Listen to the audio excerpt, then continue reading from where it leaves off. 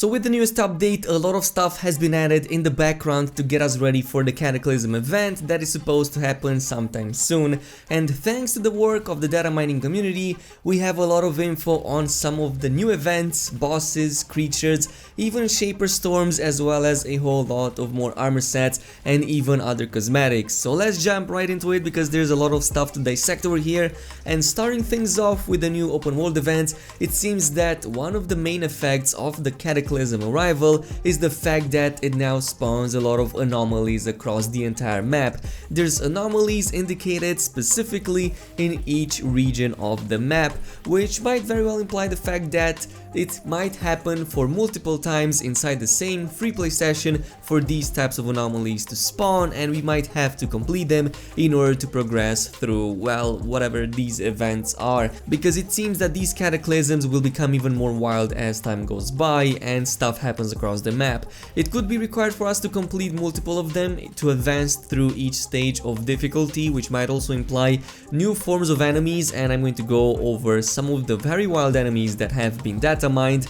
But going over back to the data strings, they don't exactly reveal what these anomalies are, but the in-game lore, which is pointing out to something called conjunctions, kinda does, and it sounds awfully familiar to what we already know to be called as shaper storms. But anyway, according to this description, I will only paraphrase it, these are determined to be an overload of shaper energy that instead of radiating outwards, it's actually being pulled in, connecting to some other unknown location. It's unknown where it is going to and what the location is. It might not even be in our physical reality, as it's being mentioned not only in this description but also in various dialogue entries later on. What is known is the fact that both objects and creatures come out from where these conjunctions are connected to. So from what has been revealed so far, there's the main Cataclysm event, which evolves over time and becomes more pronounced and can be seen affecting the sky, so that is like the main thing that is happening. But even more so, there's world events that happen as the Cataclysm is progressing. So we have some of the events which seem to be centered around collecting something called shaper crystals, and at various points in the data strings these are referred to as Nexus crystals, and I'm going to go over the Nexus in just a bit. But we have to fight with other factions to get as many as these as possible. It seems that we are not the only ones who desire these crystals. It seems that they have an importance for Dominion as well, but also for the scars, which I find rather interesting. Certain dialogue sequences refer to us having to walk inside some of these anomalies or conjunctions. They are being referred to as gates or rifts towards the other side, which again is not in our physical reality. So these seem to vary in power as well as size. Some of them are being called or mentioned as being quite large, and here is where it becomes interesting. As I've said, there's mentions of something called the Nexus with a whole challenge track even associated with it, and there's also a circular icon that again makes me think that these are the shaper storms we were thinking about, and probably these conjunctions slash shaper storms is something we have to walk into, probably shut it off from the other side or collect some sort of crystals and then come back, and of course obviously by fighting a ton of new enemies.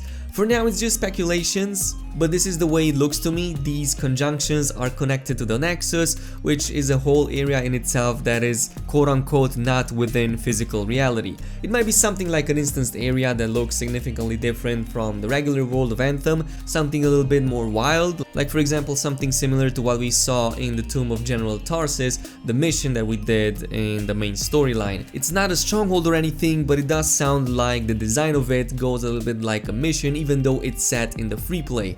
Moving on though, as I've said, there's new boss or enemy types that we need to fight, and many of them look quite complex, probably even more difficult than anything we've seen so far in the game. And we have one example, which is Vera. This one probably has the most diverse arsenal I have seen any of the bosses having in this game. The abilities include a whole range of elemental attacks, including acid, electric damage, even fire and ice, and it doesn't just stop there. The types of attacks seem to be quite diverse that affect the entire area or arena that we have to fight the boss into. It can shoot both beams and projectiles using these elements, and also do ground pound type of attacks, so quite a diverse arsenal.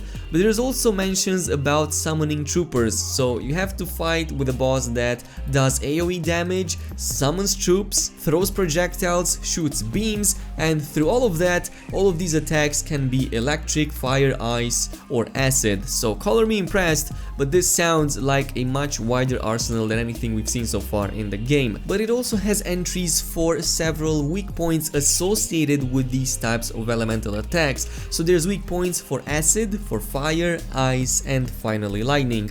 This might very well imply that destroying these weak points associated with these certain types of elements will stop the boss from using that type of attack, which sounds really awesome. It means that as you take it down, it will do less and less attacks, or probably concentrate towards singular, more powerful types of attacks. So yeah, I'm really curious what this is, but it definitely sounds Dominion. So this might be something like a more advanced monitor, maybe a bigger and more menacing monster or boss than the monitor has ever been, or maybe it's just some type of very overpowered storm. I mean, they're doing experiments, they're creating these awful creatures, so it's not out of the ordinary to come up with something really powerful like this. Maybe a combination between a very powerful fury and a storm. Who knows, but it definitely sounds something like towards the end game. Another one that we have seen is the Crystal Ursix. We haven't had one. All of the Ursix we have currently in the game are rather basic. They throw rocks, they charge slam, they do ground pounds, and they attack you with their fists.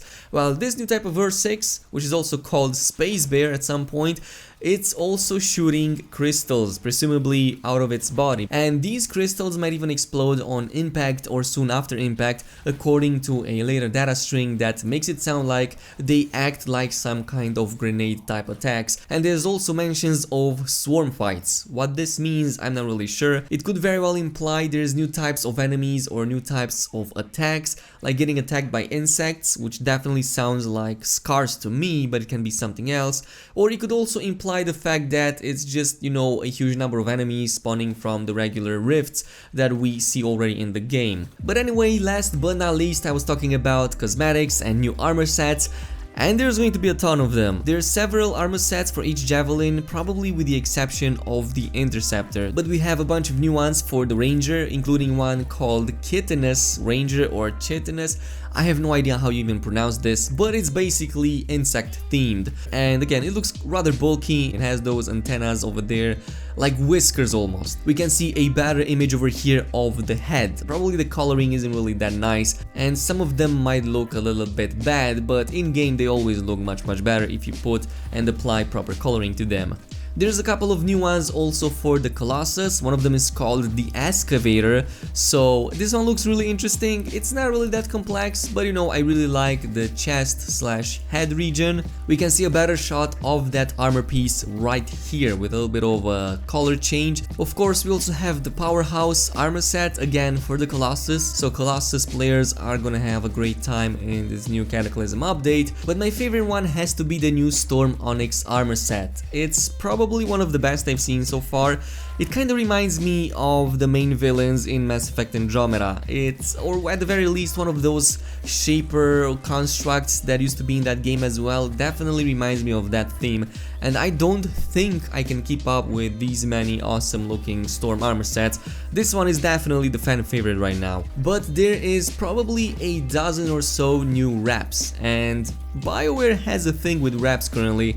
It seems that they are much easier to create than armor sets. You don't need to do any 3D modeling, it's just something applied over already existing armors, so it's really easy to do. But these look really interesting. For example, I'm just gonna go over a few that I really like. We have this one which is called the Doom Wrap. Again, if it was cheaper I would probably buy it instantly. Then we have something called Azure Iron, which makes you in this really nice blue with green tints. And finally the Speed Streak, so these have been just a few of them. Last but not least, we also have some brand new paints, including the shiny metallic one you can see right now. There's another one called the Glitter Stars. It looks quite interesting, though I'm not sure I would buy this. What I do love is the Damascus swirl. This one is definitely one of the best I've seen. Those accents over there make it look really royal. It would go really nicely on my storm and I will most probably buy it, I'm not gonna lie. Then there's a couple more in the leather theme. One is for the gator skin and the other one is the skin snake. These are probably some of the first leather skins being added in the game in quite some time, because probably right now we only have 1 or 2 options at most. But this has been all there is to it. Tell me guys what you think about all of this. What are you expecting from the Cataclysm event? And yeah, post your comments down below. I'm going to try to read as many as possible. In the meantime, as always, if you enjoyed this video, a thumbs up and a subscribe would be super appreciated. And I will see you guys next time, so peace out.